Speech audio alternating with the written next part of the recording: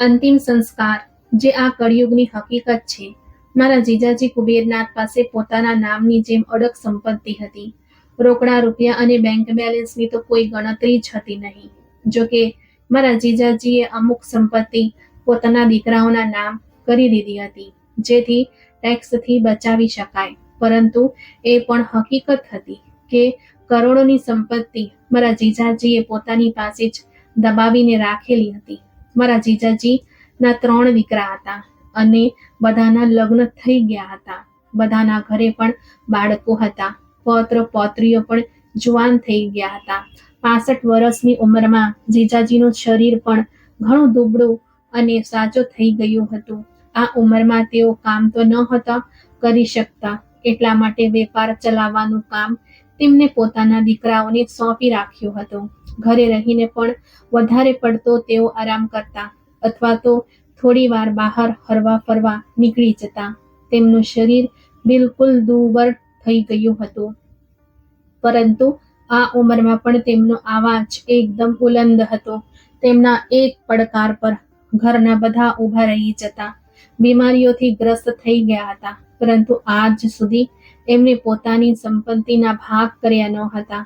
દીકરાઓના કહેવા પર મારી બહેન કલ્પનાએ ઘણી વખત સંપત્તિના ભાગ કરી નાખવાનું એમને કહ્યું, પરંતુ તેઓ માન્યા નહીં. તેના પાછળ પણ એક કારણ હતું.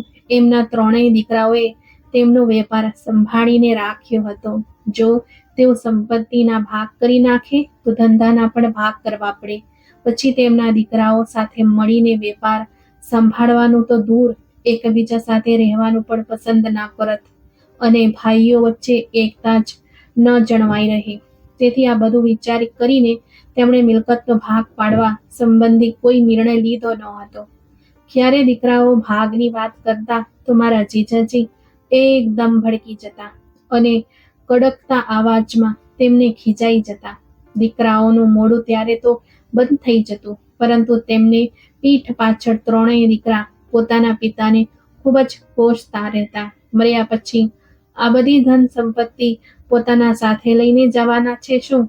પોતાના જીવતે જીવતા ભાગ પાડી દે તો ઠીક છે, નહીંતર અંદરો અંદર ઝઘડા થવાનું નક્કી છે. 3 વર્ષ વધારે વીત્યા પછી મારા જીજાજી વધારે બીમાર રહેવા લાગ્યા. એક દિવસ એવો આવ્યો જ્યારે તેમણે ખાટલો પકડી લીધો. 8 મહિનામાં ખબર નહીં કેટલી વખત હોસ્પિટલમાં તેમને એડમિટ કરાવવામાં પડ્યા અને કેટલી વખત તેઓ પાછા ઘરે આવ્યા. આખરે એક દિવસ બીમારીઓના કારણે મારા જીજાજી હંમેશા માટે મોતની નિદ્દર સૂઈ ગયા. બિચારી મારી બહેન કલ્પના પર દુઃખનો પહાડ તૂટી પડ્યો. મારા જીજાજીના મૃત્યુ પર તેમના બધા દીકરાને વહુઓ એકત્રિત થયા.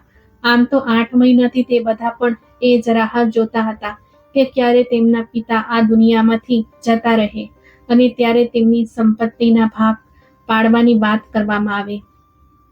રાતના 9 વાગે જ્યારે તેમણે અંતિમ શ્વાસ લીધો તો તે સમયે મારી બહેન તેમની સાથે જ હતી. રાતના સમયે તેમના મૃત શરીરને ઘરે લઈ આવવામાં આવ્યું. બધા જ સગા સંબંધીઓને સમાચાર આપવામાં આવ્યા કે અંતિમ સંસ્કાર બીજા દિવસે સવારે 10 વાગે કરવામાં આવશે. મારા 2 ભાણિયા મોહિત અને પ્રેમ તે સમયે ઘરે હતા, જ્યારે ત્રીજો ભાણિયો કમલ વેપારના કારણે બીજા શહેરમાં ગયેલો હતો. જેવો તેને પોતાના પિતાના મૃત્યુના સમાચાર મળ્યા તો તેણે કહ્યું કે અંતિમ સંસ્કાર તેના આવ્યા પછી કરવામાં આવે. તેણે બીજા દિવસે સવારમાં જ ફ્લાઇટ પકડી અને 8 વાગે તે ઘરે પહોંચી ગયો. પિતાના મૃતદેહની પાસે ખોટા આંસુ પાડતા મોહિત અને પ્રેમે પોતાના ત્રીજા ભાઈ કમલને કહ્યું, પપ્પાના અંતિમ દર્શન કરી લે, હવે પછી પપ્પાના દર્શન ફરી ક્યારે નહીં થાય. આવું કહેતા તેઓ જોર જોરથી રડવા લાગ્યા. ત્યારે કમલ પોતાના પિતાના મૃત શરીર પર એક નજર નાખી અને બોલ્યો કે ભાઈ, દર્શન તો થઈ ગયા, હવે જરાક આપણે બધી મિલકતના પેપર્સ પણ જોઈ લઈએ ને. અરે કમલ, પહેલા અંતિમ સંસ્કાર કરી લઈએ ને, તેના પછી આરામથી બેસીને બધી મિલકતના ભાગ પાડીશું. અમે ક્યાં ભાગી જવાના છીએ? બધાની આપ સહમતિથી ભાગ પડશે.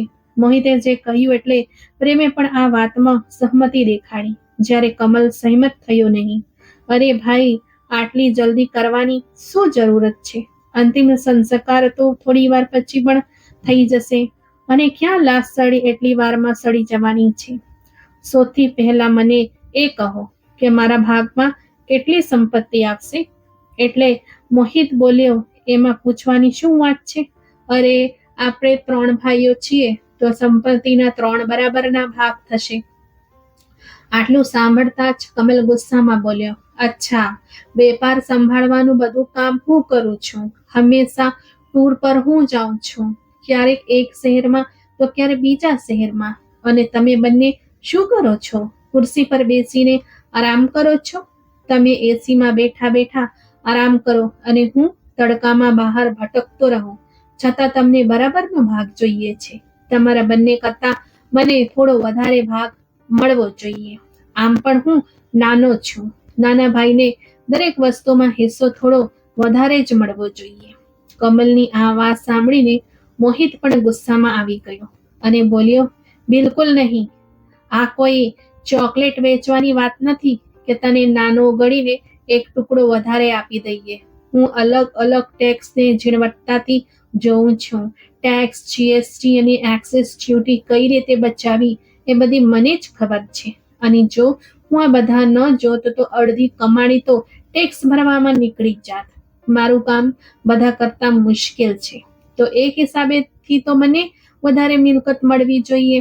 આટલી વાત સાંભળતા જ પ્રેમ પણ વચમાં કૂદી પડ્યો અને બોલ્યો, અચ્છા, અને જો હું કારખાનાનું કામ ન સંભાળત તો શું તમે લોકો વેપારમાંથી આટલી મિલકત બનાવી શક્યા હોત?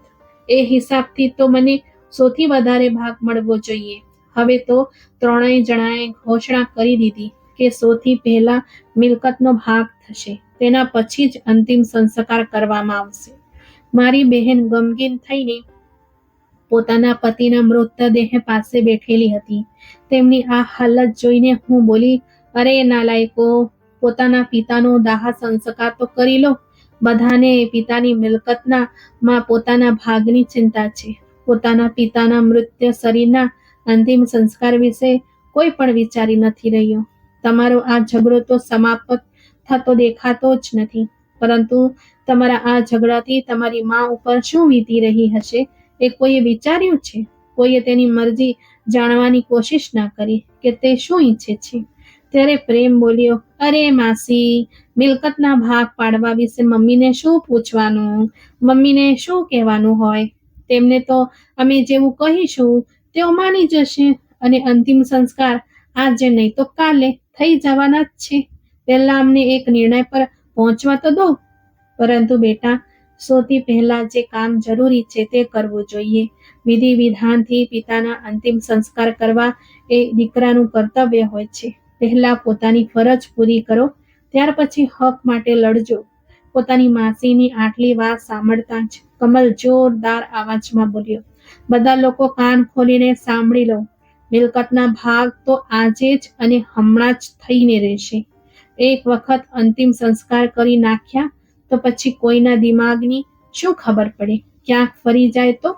મને તો પોતાના હિસાબથી મિલકતનો ભાગ જોઈએ, અને આ સંપત્તિનો ભાગ હું જ કરીશ. કમલની વાતો સાંભળીને ઘરમાં જાણે હોબાળો થઈ ગયો. આ દરમિયાન મારી બહેન ઊભી થઈને પોતાના રૂમમાં જતી રહી અને પોતાના મને અંદર બોલાવીને મારી સાથે વાત કરવા લાગી. અહીં વાત એટલી વધી ગઈ કે હવે તો 3 દીકરા અંદરો અંદર લડવા અને મારવા માટે પણ તૈયાર થઈ ગયા. 3 ભાઈઓએ પોતાના વકીલોને બોલાવ્યા અને સર્વગીય મારા જીજાજીનું ઘર સાક્ષાત કુસ્તીનું મેદાન બની ગયું. આ દરમિયાન કોઈને ખબર નહોતી કે મારી બહેન ક્યાં છે, કઈ હાલતમાં છે અને તે શું ઈચ્છે છે. અહીં અર્થીને શમશાન લઈ જવામાં મોડું થતા જોઈને ત્યાં એકત્રિત થયેલા અમુક સંબંધીઓ ચિંતામાં આવી ગયા, પરંતુ દીકરાને વહુ હજી સુધી અંદરો અંદર લડી રહ્યા હતા.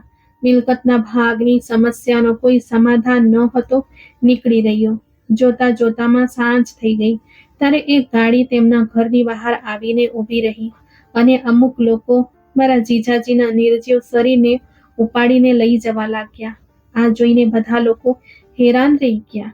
ત્યારે મોહિત બોલ્યો, અરે અરે અરે, કોણ છો તમે લોકો અને ક્યાં લઈને જઈ રહ્યા છો પપ્પાના મૃત્યુ શરીરને? એટલે તે જ સમયે હું બહેનના રૂમમાંથી બહાર આવી અને બોલી, ખબરદાર, કોઈ આ લોકોને નહીં રોકે. આ સરકારી હોસ્પિટલના કર્મચારી છે. એમને તમારી મમ્મીએ જ બોલાવ્યા છે. આ સાંભળીને ત્રણેય જણ મારી તરફ હેરાનીથી જોવા લાગ્યા. એટલે હું બોલી કે આમાં એટલી હેરાનીની શું વાત છે? તમે લોકોએ પોતાની ફરજ સમજી નહીં, એટલે તમારી મમ્મીએ પોતાના પતિના મૃત્યુ શરીરને હોસ્પિટલમાં દાનમાં દેવાનો નિર્ણય કરી લીધો છે, કેમ કે તે નથી ઈચ્છતી તમારા જેવી નાલાયક સંતાનોના હાથે આ અંતિમ સંસ્કાર થાય. અને બીજું, જે ધન સંપત્તિ માટે તમે લોકો પોતાની બધી જ લાજ શરમ વેચી બેઠા છો, તે સંપત્તિનો નિર્ણય પણ તમારી મમ્મીએ લઈ લીધો છે. આટલું સાંભળતા જ ત્રણેય દીકરાના પગ નીચેથી તો જમીન સરકી ગઈ. ત્રણેય પોતાની પત્નીઓ સાથે તરત જ દોડતા પોતાની મમ્મીના રૂમમાં આવ્યા. મમ્મી, એમને પૂછ્યા વગર જ તમે પપ્પાના મૃત શરીરને હોસ્પિટલમાં દાન દેવાનો નિર્ણય કેવી રીતે લઈ લીધો? પ્રેમ ગુસ્સામાં કહ્યું એટલે કમળ પણ ગુસ્સે થઈ ગયો અને બોલ્યો, અને બધી મિલકત વિશે પણ તમે જ નિર્ણય લઈ લીધો? અમને પણ જણાવો, આખરે શું કરવા માંગો છો તમે? દીકરાઓ બોલતા જતા હતા, જ્યારે મારી બહેન આંખોનો પલકારો માર્યા વગર છત તરફ જોઈ રહી હતી. ત્યારે મોટા દીકરાને કંઈક શંકા થઈ. પોતાની મમ્મીને હેરાનીથી જોતા તે જેવો જ તેની નજીક ગયો અને તેને હલાવી, તો તે જ સમયે તેનું માથું એક તરફ નમી ગયું. મારી બહેનની પણ આ ક્રૂર દુનિયામાંથી હંમેશા માટે વિદાય થઈ ગઈ. આ જોઈને ત્રણેય દીકરાને વહુ આશ્ચર્યચકિત રહી ગયા. તે સમયે મોહિતની નજર મમ્મીની પાસે રાખેલા એક કાગળ પર ગઈ, જેના પર મારી બહેનને પોતાના હાથેથી કંઈક લખ્યું હતું. મોહિતે ચિઠ્ઠી વાંચવાની શરૂઆત કરી. પોતાના જે દીકરાઓ માટે થઈને એક પિતાએ પોતાની આખી જિંદગીને ઉછાવર કરી દીધી, દિવસ રાત એક કરી નાખ્યા, તન તોડ મહેનત કરીને ધન સંપત્તિ ભેગી કરી, આજે તે જ પિતાની લાશ ઘરના આંગણમાં પડી અંતિમ સંસ્કારની રાહ જોઈ રહી છે. આનાથી વધારે કલંકની વાત તમારા લોકો માટે બીજું શું હોઈ શકે? તમને ત્રણેયને આટલા લાડ પ્રેમથી ઉછેરીને મોટા કરતા સમયે મેં અને તમારા પપ્પાએ ક્યારેક પણ નહોતું વિચાર્યું કે આગળ ચાલીને તમે અમારી આ હાલત કરશો. સારું જ થયું કે તમે પોતાના પિતાના અંતિમ સંસ્કાર ન કર્યા. હું કલ્પનાબેન આજે તમારાથી તમારા માતા પિતાના અંતિમ સંસ્કારનો હક છીનવી રહી છું. તમારા જેવી લાલચી અને નાલાયક સંતાનના હાથે અંતિમ સંસ્કાર થાય એના કરતાં તો સારું છે કે આ શરીર કોઈને કામમાં આવી જાય અને મરતા મરતા પણ કોઈને જીવન દાન આપી જાય. અને હા, જે ધન સંપત્તિ માટે થઈને તમે લોકોએ તમારા પિતાના મૃતદેહની સામે આટલો હોબાળો કર્યો, તેના પર કાયદાકીય રીતે હવે મારો અધિકાર હતો અને પોતાના આ અધિકારનો ઉપયોગ કરી મેં આ બધા જ મિલકત શહેરના તમામ વૃદ્ધાશ્રમ અને અનાથ આશ્રમમાં દાન કરી દીધી છે. આજે બધા જ રૂપિયા મારા અને તમારા પપ્પાના જોઈન્ટ બેંક એકાઉન્ટથી ટ્રાન્સફર થઈ ગયા છે અને દાન કરવામાં આવ્યા છે. પત્ર વાંચીને ત્રણેય દીકરાને વહુઓની આંખો ફાટેલી રહી ગઈ. બધા પોતાનું માથું પકડીને જમીન પર બેસી ગયા અને રડવા લાગ્યા. થોડી જ વારમાં હોસ્પિટલથી એક બીજી એમ્બ્યુલન્સ આવી અને બહેનના મૃત શરીરને પણ હોસ્પિટલ લઈ ગઈ. તો મિત્રો, આ વાર્તા કેવી લાગી કોમેન્ટ કરીને જરૂરથી જણાવજો. અને જો ચેનલ પર નવા છો તો સબસ્ક્રાઇબ કરવા ભૂલતા નથી. આપણે ફરી મળીશું એક નવી વાર્તામાં. ધન્યવાદ.